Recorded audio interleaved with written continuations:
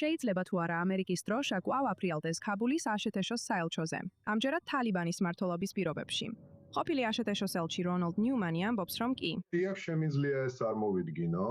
Ფიქრობ, თალიბანს მოუწევდა გარკვეული პოლიტიკის შეცვლა. ძირითადად იმიტომ, რომ ამერიკაში შიდა პოლიტიკური რეაქცია ძალიან ძლიერი იქნებოდა, განსაკუთრებით იმის იგნორირებაზე, რასაც ისინი ქალებს უკეთებენ. Ფიქრობ, ეს ძალიან ძლიერი იქნებოდა, მაგრამ არსებობს მიზეზები, რომ ხელახლა გაიხსნას.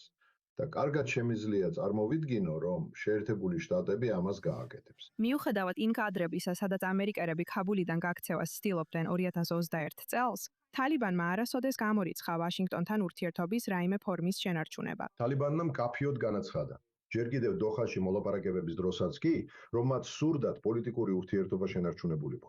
მათ სურდათ, რომ სამხედროები წასულიყვნენ. სინამდვილეში გარკვეული კონტაქტები უკვე მიმდინარეობს. ამერიკელი ოფიციალური პირები ქაბულში ჩავიდნენ მოლაპარაკებებისთვის, მაშინ როცა ვაშინგტონს ჯერ კიდევ აქვს პრაქტიკული მიზეზები თალიბანთან ურთიერთობა იქონიოს, სადაც მათი ინტერესები ემთხვევა ერთმანეთს. ამერიკის შეერთებული შტატები უკვე პრაგმატულად ურთიერთობს თალიბანთან გარკვეულ სფეროებში. ქაბულში განხორციელდა მისიები, განსაკუთრებით ამერიკელი მძევლების გათავისუფლების საკითხთან დაკავშირებით, რომლებიც ავღანეთში იმყოფებიან, ასევე კონტრტერორიზმის მიმართულებით. მაგრამ თავად თალიბანი კვლავ სერიოზულ პრობლემად რჩება.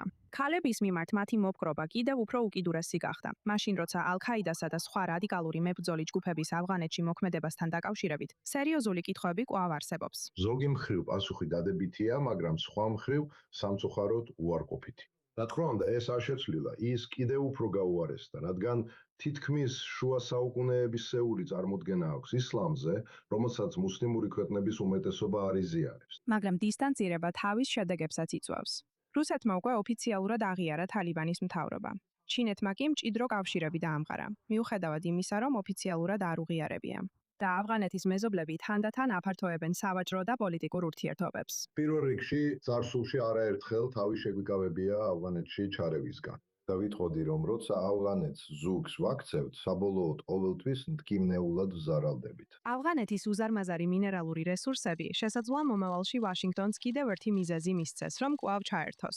პოტენციალი რეალურია, მაგრამ ამ ეტაპზე ეს ძალიან შორეული პერსპექტივაა. ეს შეიძლება საინტერესო იყოს, თუ გაითვალისწინებთ, რომ ეს პოტენციური შესაძლებლობა წლების შემდეგ დადგება. რადგან მინერალური რესურსების განვითარებისთვის კომპანიებს ინვესტირება სჭირდებათ. ამისთვის საჭიროა გარკვეული უსაფრთხოება. კომპანიებმა უნდა ირწმუნონ, რომ ეს უსაფრთხოება შენარჩუნდება. ასევე აუცილებელია კანონის უზენაესობის დაცვა. ეს ყველაფერი ახლა არ არსებობს თეორიულად, ეს ყველაფერი შეიძლება შეიქმნას. სანამ ეს არ შეიქმნება, არ ფიქრობ, რომ ეს სერიოზული იდეაა. თუ ვაშინგტონი ქაბულში დაბრუნდება, იქაური ყოფილი ელჩი ამბობს, რომ მან არ უნდა გაიმეოროს ის მოდელი, რომელმაც ავღანეთში მისი 20 წლიანი ძალისხმევა შეარღია. როდესაც ქვეყანა შედარებით სტაბილური იყო, ინვესტიცია ძალიან მცირე იყო. შემდეგ კი მილიარდები ძალიან სწრაფად ჩაიდო. ავღანეთის სახელმწიფო გახდა დამოკიდებული ამერიკულ დაცვაზე და არასოდეს შეუქმნია საკმარისი საზოგადოებრივი ნდობა, რომ მის გარეშე გადარჩენილიყო. მაგალითად, როცა იქ ვიყავი, სიტუაცია მხოლოდ იწყებდა გაუარესებას. და მე მოვითხოვე მაშინ, რაც ახლა მცირე თანხად მეჩვენება, მაშინ კი ძალიან დიდი იყო, $600 მილიონი დამატებითი ეკონომიკური დახმარება. მე მივიღე მხოლოდ 43 მილიონი იმ 600-დან, რაც მოვითხოვე, რადგან ერაყი ყველაფერს იწოვდა. მოგვიანებით კი მილიარდები ჩავდეთ, მაგრამ როცა დიდი თანხები ჩავდეთ, ეს ძალიან სწრაფად გავაკეთეთ და თანხები ქვეყნის ძალიან შეზღუდულ ნაწილებში შევიტანეთ, სწრაფი სტაბილიზაციის მისაღწევად. და ავღანეთის პოლიტიკურმა სისტემამ ვერ შეძლო ამ თანხების ათვისება. როცა ვერ ახერხებს ათვისებას, ეს ფული კორუფციაში იკარგება. ასე რომ თუ ელჩ ნიუმენს დღეს ისევ ქაბულში გაგზავნიდნენ, მისი მიდგომა სრულიად განსხვავებული იქნებოდა. არც დიდი დაპირებები, არც ნდობა და არც დათმობები, მხოლოდ იმ იმედით, რომ თალიბანი მომავალში შეიცვლება. უნდა გაცვალო მხოლოდ რეალური ქმედებებს. ასე რომ თუ საელჩოს გახსნა ისაა, რაც ავღანელებს სურთ, ეს შეიძლება ჩვენს ინტერესშიც იყოს. მაგრამ არის ბევრი რამ, რაც ჩვენ გვინდა. უნდა გქონდეს კონკრეტული რამ, რაც მათაც უნდა გააკეთონ ამავე დროს საპასუხო. და არა უბრალოდ ის, რომ შეიძლება ოდესმე მოგვიანებით გააკეთონ. და ეს უნდა იყოს ნაბიჯ-ნაბიჯ, რადგან ნდობა არ არსებობს, არც ერთი მხრიდან და არც ერთ მხარეს არ აქვს მიზეზი, რომ გქონდეს ნდობა ან რწმენა.